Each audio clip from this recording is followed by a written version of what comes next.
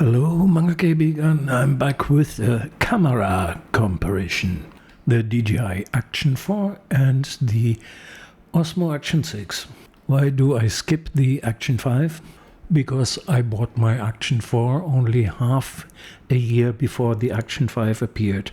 So I waited for the Action 6 to come to the market. Was this a good idea? Did it pay off to get the Action 6? Or can the Action 4 keep up with the Action 6 and I just wasted my money? So I tested both cameras side by side, one on the chin mount of my helmet and the other one on the handlebar. Here you see both footages of both cameras side by side. The resolution I recorded in was 4K, 60 frames per second and in lock mode, and both recordings in 10-bit.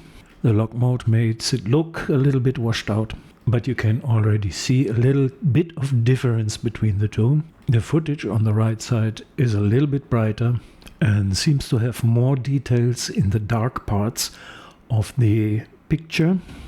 This easily identifies the Action 6 on the right side with a better or bigger dynamic range.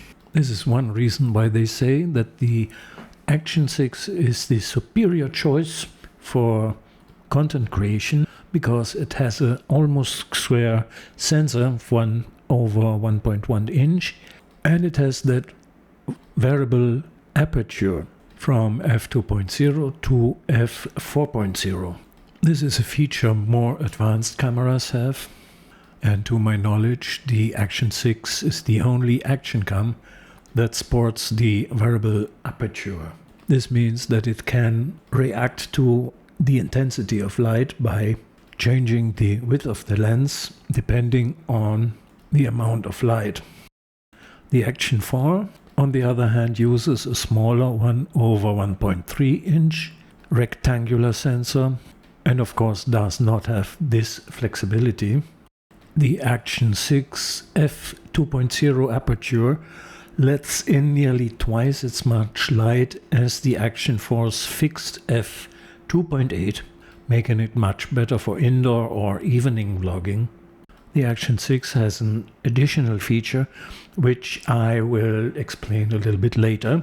Here I'm not sure if this feature is also incorporated in the Action 5.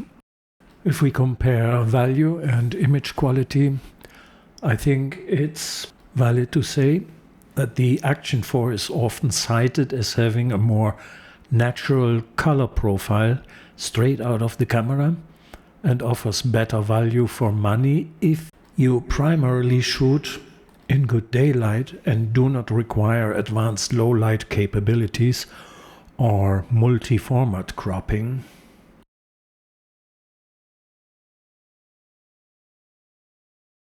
After putting some colors into the footages in order to remove the washed out look of the log recording, I think the differences in dynamic range become even clearer when we stop the footage. The details in the trees on the left and the right side of the road are in the Action 6 footage way more pronounced than in the Action 4.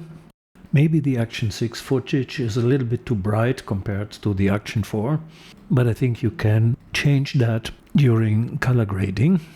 Here I did that. I darkened the right side a bit. You can see the difference in the tree on the right side of the street. Maybe you can let me know which color grade you prefer, the brighter one or the little bit darker one.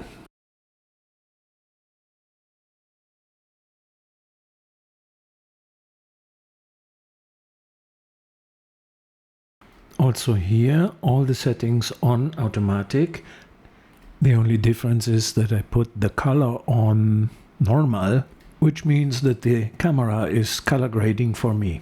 I switched on the setting on the Action 4 and the Action 6. You see here it's a little bit of a gloomy day, a lot of clouds, no sun, and the Action 6 is the brighter one out of the box.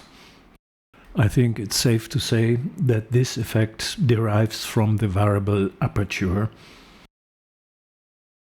Also here we see more details in the darker areas of the picture, which is a result of the bigger dynamic range compared to the Action 4.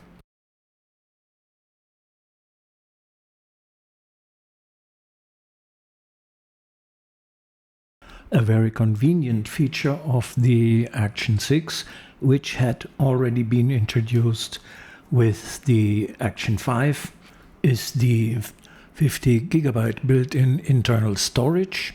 This internal memory allows users to record video without needing a micro SD card, serving as a backup if the card is full, missing, or in environments where inserting one is difficult, for example underwater or in sand. The Action 4 has no built-in internal storage.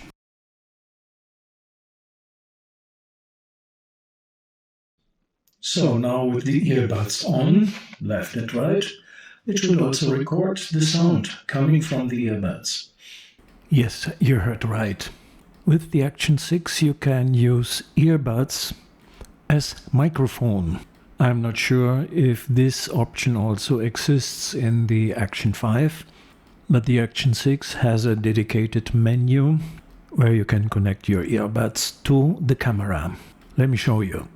Here in the settings, scrolling down will bring us to the option of the wireless earbud. And this is how it looks like once your earbuds are connected. This feature I haven't heard of in the reviews on YouTube so far. Maybe it has been omitted because of the sound quality, which might be inferior compared with the external microphones from DJI, like Mic 2 or the Mini Mic. But if you don't have one of those expensive mics, maybe your Bluetooth earbud as external microphone is not such a bad alternative.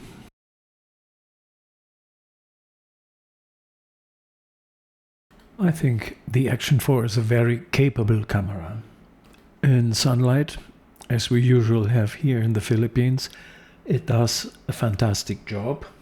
With the arrival of the Action 5 and 6, I assume prices for the 4 dropped significantly, so you have a chance to get a very nice camera for a bit of a bargain. The advantages of the Action 6, on the other hand, are a better performance in low light. The camera has even a dedicated modus to film at night. It has a built-in internal memory of 50 GB, and you can use your earbuds as external microphone. I know there are way more features than just that, but I took a look at both cameras under the aspect of using the cameras on the bike. Who is the winner? I think that the Action 6 has the edge for me, so no regrets having bought the camera. Thank you for watching, thank you for listening. See you in the next video. Bye.